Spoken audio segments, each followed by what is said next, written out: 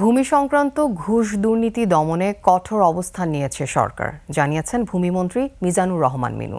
সকালে ভূমি ভবনে ডিজিটাল সেবা পরিদর্শনে গিয়ে তিনি এসব কথা বলেন। মন্ত্রী বলেন, ভূমি সংক্রান্ত সেবা আরও সহজ ও জনবান্ধব করা হবে। মন্ত্রণালয়ের কর্মকর্তাদের অপকর্ম নিয়ে অতীতের যে দুর্নাম, সেক্ষেত্রে আনা হবে পরিবর্তন। ভূমি প্রতিমন্ত্রী বলেন, অতীতের সরকার যারা মন্ত্রণালয় পরিচালনার দায়িত্বে ছিলেন তারা দেশে বিদেশে মন্ত্রণালয়ের ভাবমূর্তি ক্ষুণ্ণ করেছেন। মন্ত্রণালয়কে দুর্নীতি বিরুদ্ধে জিরো টলারেন্স বলেও উল্লেখ করেন তিনি। মন্ত্রণালয়টা দেশ এবং বিদেশে অত্যন্ত সমালোচিত কোয়েশ্চেনেবল, সেই মন্ত্রণালয়টাকেই গণবান্ধব মন্ত্রণালয়ে পরিণত করতে চাই। দুর্নীতির বিষয়ে zero tolerance, no but no if, zero tolerance. এই মন্ত্রণালয়ের অতীতে যে বিষয়ে জনগণের যে ধারণা, এটির পরিবর্তন করতে হবে।